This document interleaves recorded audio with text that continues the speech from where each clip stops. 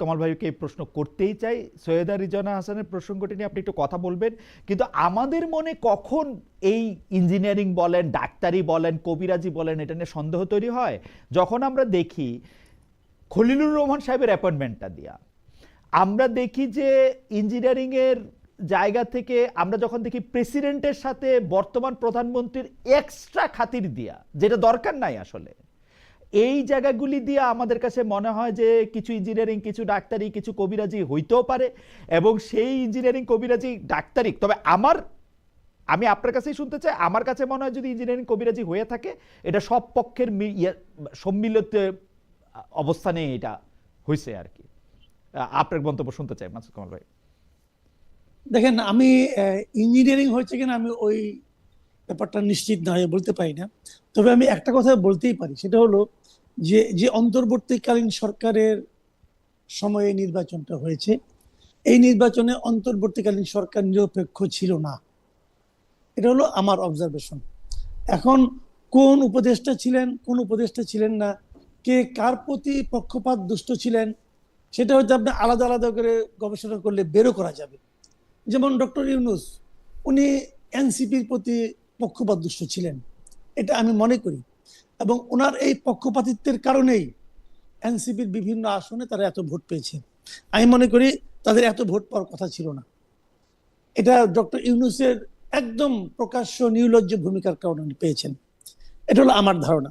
এবং আপনি রিজওয়ানা হাসানের বক্তব্যটা আমিও দেখেছি, কিন্তু আপনি ওখানে একটা কথা দেখেন, আমি ওটাকে আবার আপনাকে, আপনি যে কথা বলেন একটু পড়ে শুনে আপনাকে। উনি বলেছেন, সমাজে একটি শক্তি সব সময় নারীর সমান অধিকার ও ক্ষমতায়নের বিরুদ্ধে অবস্থান নেয়। সেই শক্তির একটি অংশ রাজনীতিতেও সক্রিয় থাকতে পারে, তবে আমাদের কাজ ছিল যাতে তারা মূল ধারায় আসতে না পারে, আমরা সেই কাজটা করতে পেরেছি।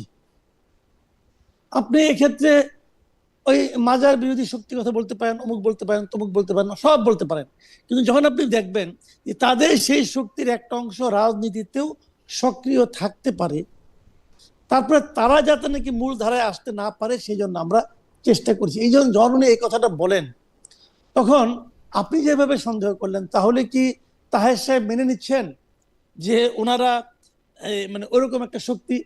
এটা একটা প্রশ্ন হতেই পারে, কিন্তু তাহের সাহেব কি মনে করলেন কি করলেন না সেটা কিন্তু ইম্পর্টেন্ট না। ইম্পর্টেন্ট হলো রিজওয়ানা হাসান কি মনে করলেন। উনি তো উনার মনে করার কথাটা বলেছেন। এবং যদি সেটাও হয়, আমি ধরে নিচ্ছি জামাতের কথা বলেনি, আমি ধরে নিচ্ছি অন্য কোনো শক্তির কথা বলেছে, আমি ধরে নিচ্ছি মামুনুল হকের কথা বলেছে, অথবা আমি ধরে নিচ্ছি বিএনপির সঙ্গে যে ইসলামী দল ছিল তাদের কথা বলা হচ্ছে, যার কথাই আপনি বলেন, অথবা ইসলামী আন্দোলনের কথাও বলেন, যার কথাই বলেন, সেই জিনিসটা তাদেরকে আসতে না দেওয়ার যে কাজটা ওনারা করতে পেরেছেন, এটা কি একটা নিরপেক্ষ সরকারের কাজ? আমার কথা হলো ওইটাই। কামাল ভাই, এটা তো ওনাদের কাজ নয়। কামাল ভাই, আমি একটা প্রশ্ন করতে পারি? আমি একটু না না, জাহিদ ভাই আপনি বলবেন, বলেন। জাহিদ ভাই আপনি বলবেন পরে। আমি একটু কামাল ভাইকে একটু প্রশ্ন করতে চাই। প্রথমে আপনি বলতেছেন যে অন্তর্বর্তীকালীন সরকার নিরপেক্ষ ছিল না, কারণ ইউনূস সরকার বা ডক্টর মোহাম্মদ ইউনূস পুরোপুরি এনসিপির পক্ষে ছিল। কিন্তু ডক্টর মোহাম্মদ ইউনূস সাহেব এনসিপির পক্ষে ছিল, এর জন্য এনসিপি ভোট বেশি পেয়েছে, এর কোনো প্রমাণ বা লক্ষণ আমরা দেখি না। বরং এনসিপি জামায়াতের সাথে যুক্ত হয়েছে বলে ভোট বেশি পেয়েছে বলে আমার ধারণা। এবং সৈয়দা রিজওয়ানা হাসান যাদেরকে ইঙ্গিত করেছেন, সেই পুরো ইঙ্গিত আসলে 18 মাসের মধ্যে আপনি যদি দেখেন, তারা মেয়েদের ফুটবল খেলা বন্ধ করতে চেয়েছিল, মেয়েদের ফুটবল খেলা 52টা জেলায় হয়েছে। আপনি যদি দেখেন যে বিভিন্ন জায়গার মধ্যে থেকে যারা মেয়েদেরকে নিয়ে নানা রকম কটূক্তি করছে, অন্য কিছু করছে, এই সরকার তাদেরকে শাস্তি দিতে চেষ্টা করেছে। বা সৈয়দা রিজওয়ানা হাসানও বিভিন্ন ভাবে করেছে নাকি? করছে তো, করেছে নাকি? তাই নাকি? করছে তো, কোথায় করেছে ভাই? যা মেয়েদের সরকারের তো বিভিন্ন রকম উদ্যোগ ছিল প্রকাশ্যে। আপনি আমাকে বলেন, ওই যে শক্তির কথা বলা হচ্ছে, সেই শক্তিটা এই পুরো 18 মাস পুরো দেশে দাপিয়ে বেরিয়েছে। কার শাস্তি? ঢাকা ইউনিভার্সিটিতে একটা মেয়ের ওড়না কতটুকু ছিল এটা নিয়ে যে লোকটা বলেছে, তাকে তো ফুলের মালা দেওয়া হয়েছে। না, ফুলের মালা তো সরকার দেয় নাই। আপনি কোথায় দেখলেন? ফুলের মালা তো সরকার কোথায় দেখলেন তাদেরকে শাস্তি দেওয়া হয়েছে? সরকার দেয় নাই তো। সরকার দিতে দিয়েছে, সরকার দিতে দিয়েছে। সরকার তো নিজে, যে ইউনূস সাহেব তো নিজে যে ফুলের মালা পরাবেন না, যখন ফুলের মালা পরানো হয় তখন ইউনূস সাহেব তো ওনাদেরকে আপনি ধরে নাই, কিন্তু আপনি ওই লাইনে আসেন। কিন্তু কামাল ভাই, ওরা তো 52টা জায়গায় মেয়েদেরকে ফুটবল খেলার ব্যবস্থা করে দিছে, একসাথে 52টা জায়গায় হয়েছে, 52 বা 53 বা 50টার বেশি জায়গায় এখন এইটা করছে। তারপর আপনি আরো অনেকগুলি জিনিস দেখেন যে এই সরকারের জন্য কিন্তু এগুলি হইতে পারে না। বরং আপনি যদি দেখেন, আপনি যাকে ইউনুস ব্যাকড পার্টি বলতেছেন এনসিপি, সেই এনসিপি কিন্তু তাদের 6 জন বড় নারী নেতাকে বাদ দিয়ে জামায়াতে চলে গেছে এবং সেইটার ফল তারা ভোগ করছে। তারা চেষ্টা করছে, মানে রেজনা আপারা চেষ্টা করছে যে, আমার কাছে যেটা মনে হয়, আমার ইন্টারপ্রিটেশন হচ্ছে উপদেষ্টারা চেষ্টা করছে এনসিপি যাতে একটা মিডল রাইট দল হয়, কিন্তু সেটা তো তারা হয় নাই আসলে, তারা একটা ফার রাইট দল হয় নাই। তাদের আমার কথা হলো কি, এইটা তো সরকারের চেষ্টা করার বিষয় না রে ভাই। সেটা ঠিক, এটা তো সরকারের চেষ্টা করার বিষয় না। সরকারের চেষ্টা করার বিষয় হলো যে এদেশের মানুষ যাকে ভোট দিয়েছে অথবা ভোট দিতে চায় সেই জিনিসটার জন্য মানে উপযুক্ত পরিবেশকে নিশ্চিত করা। এটা তো সরকারের কাজ না। আমি ওই কথাটাই বলছি যে কে ভালো কে মন্দ এটা তো পার্সন টু পার্সন ভ্যারি করবে। ধরেন আমি একটা উদাহরণ দেব, বলি একটা কওমি মাদ্রাসার টিচার, উনি যা চায় তার সঙ্গে আমার চাওয়া মিলবে না, কিন্তু তার মানে এই নয় যে ওনার চাওয়াটা আমি গলা টিপে ধরবো অথবা ওনাকে আমি চাইতে দিব না। এটা ওনার ইচ্ছা, উনি চাবে, আমি আমারটা চাবো। তো সেই এটা তো সরকারের, যদি সরকার মাঝখানে থাকে, সরকারের তো কাজ না যে আমি যেটা চাই আমার পক্ষে থাকবে আরেকজনের বিপক্ষে থাকবে, সরকারের কাজ না। কামাল ভাই, আমি যেটা বলতে চাই, আপনার সঙ্গে কথা বলা আনন্দদায়ক, সেজন্যই বলতেছি যে ধরেন সরকারের কাজ, আপনি যেটা বলতেছেন, ধরেন ডক্টর ইউনুস একটা পক্ষকে সমর্থন জানাইছেন, কিন্তু সেই পক্ষকে জন্য উনি তো কোনো কাজ করেন নাই। কারণ আমি যদি যে দেশে আছি সেই দেশের উদাহরণ যদি দেই, ধরেন বাইডেন প্রেসিডেন্ট হিসেবে কামালা হ্যারিসকে ভোট দিতে বলছেন, কিন্তু কামালা হ্যারিসে বেশি লোকে ভোট দেখে এটা তো উনি করেন নাই। ডক্টর ইউনুস তো জাহিদ ভাইয়ের কথাই যদি ধরি, একটা সবচেয়ে ভালো ইলেকশন করলো 91 সালের পরে, উনি তো কাউরে, আমি আপনাকে একটা কথা বলছি, আমি একটা কথা বলি আপনাকে, উনি যেহেতু আর একটা জায়গায় দুইটা ভোট দিয়ে আসবেন না, ওইভাবে তো হয় না। কিন্তু সরকার প্রধান চাচ্ছে যে এই দল থেকে একজন মন্ত্রীও হবে, চাচ্ছে। উনি বলছে যে এই দল অনেকগুলি আসন জিতবে, বলছে। এই বলাটা কি কেবল ওই দলের লোকের কাছে যাচ্ছে? ওই কথাটা কি প্রশাসনের কাছে যাচ্ছে না? যদি প্রশাসনের কথাটা শোনে, প্রশাসনের সঙ্গে তার কি আন্ডারস্ট্যান্ডিং হয়েছে, উনি প্রশাসনকে কি বলেছেন অথবা কার মাধ্যমে বলেছেন? কামাল ভাই, প্রশাসনের প্রভাব বিস্তার না করলে শুনবে না। ইউনুস সাহেবের প্রভাব প্রশাসনের উপরে শূন্য ছিল, জিরো ছিল। করছে কি করে নাই, এটা আপনি কিভাবে কনফার্ম হন ভাই? আমি কনফার্ম হই কারণ হচ্ছে যে বিভিন্ন জায়গা থেকে যেরকম খবর টবর, কে পাস করছে কে ফেল করছে, এটা বুঝবেন না ভাই, এটা বোঝা যাবে না, এটা হবে না। আমি বলি আপনাকে, শুনেন, উনি যে বলেছেন এই বলাটাই হলো গিয়ে প্রভাব বিস্তার।